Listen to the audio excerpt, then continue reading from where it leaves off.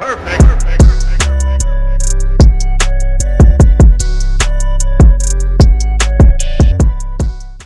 what's up everybody? This is Judd. Welcome back to another video. Today's video we're going to talk about cancel culture.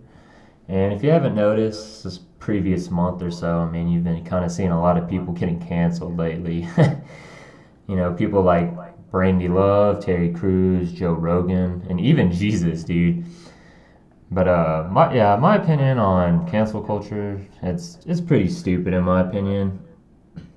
I mean, if you're truly like offended of what somebody said, I mean, just stop listening to them. I mean, if they said something that terrible, like, everyone's naturally just gonna just like avoid them. So I mean, they're gonna cancel themselves.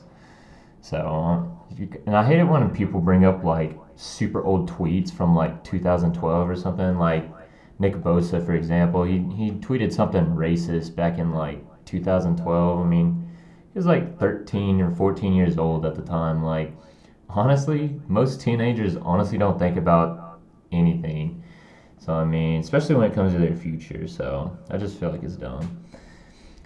Alright, first let's talk about Jesus. You'll probably know about the writer or journalist named Sean King.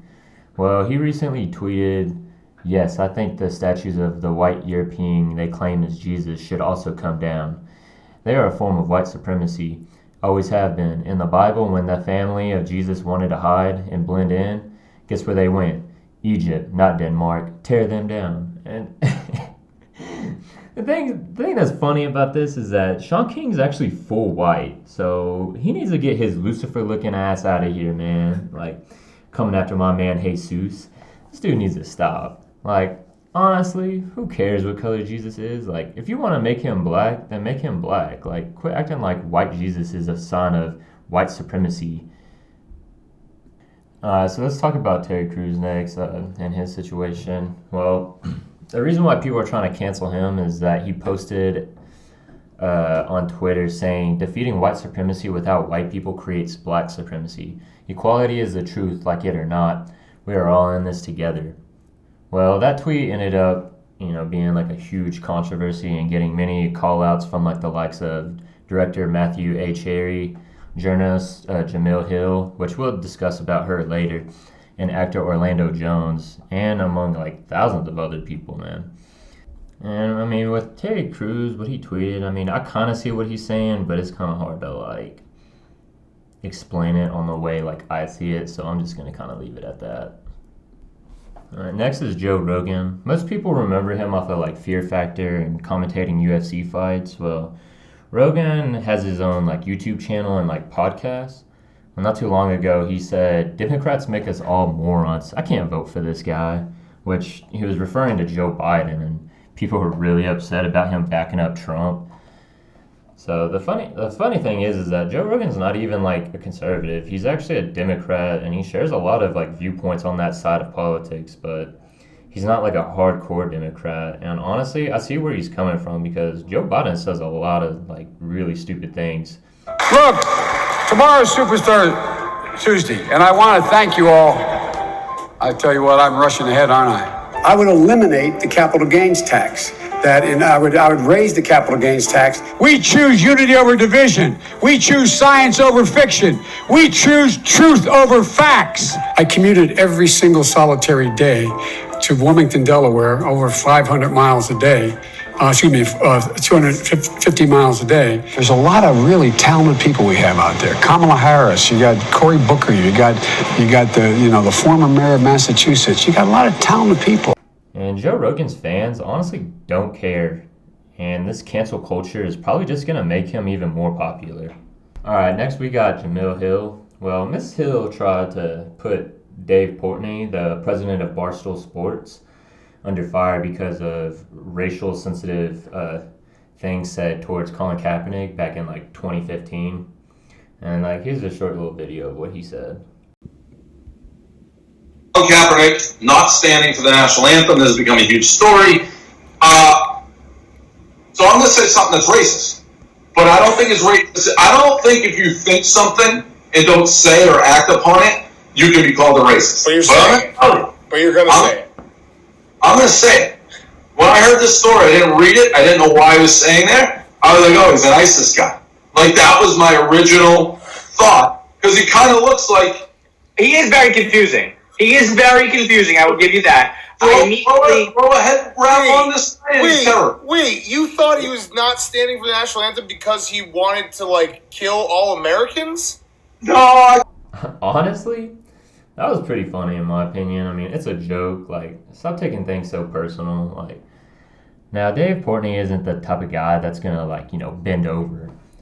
He talked about how they didn't put the whole video and they only took a certain portion of it by taking out the parts where he mentioned some positive things about Cap, so he would look bad and stuff like that. Well, someone found some dirt on Miss Hill over here and brought up a transphobic tweet she posted back in 2009. So hashtag cancel Jamil started trending. Then she started apologizing, and it's kind of funny how she's allowed to, like, basically say that they're old tweets and she wasn't educated and whatnot, but God forbid Dave to be allowed that. Like, when you try to feed someone to the alligators, don't be mad when they end up feeding you instead. I got a lot of respect for my man Dave here for not apologizing because, I mean, it's a joke. Like, it doesn't matter who you are, you're going to get made fun of. I mean, don't be so sensitive. Alright, so this is the last person we're going to talk about. This is a girl from, like, Harvard. Like, she just graduated, and she ended up posting this video on TikTok. Sheer nerve, the sheer entitled caucasity to say all lives matter. I'm gonna stab you. I'm gonna stab you, and while you're struggling and bleeding out, I'm gonna show you my paper cut and say, my cut matters too. Dude, she straight up said, like, I'm gonna stab you. Anyways, so because of this video, she ended up going viral and she ended up getting fired from her job, and she ended up posting another video about it. Trump supporters just took my job away from me.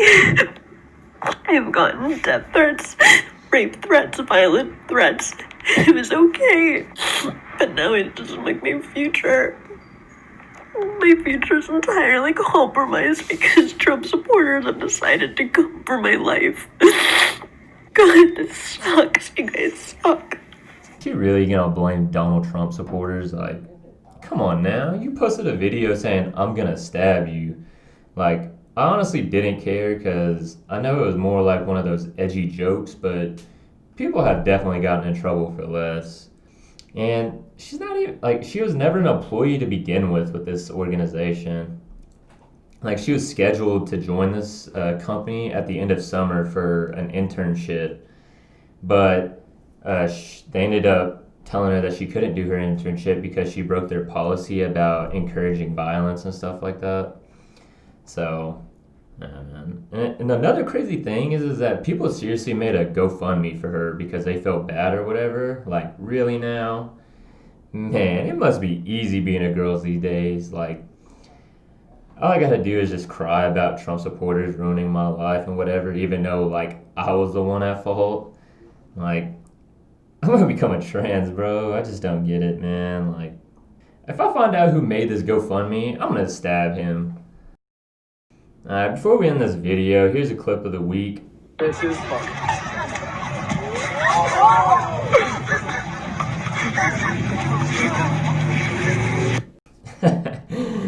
Too funny, man. Anyways, that's it for this video. Drop a like and subscribe if you enjoyed. Other than that, peace.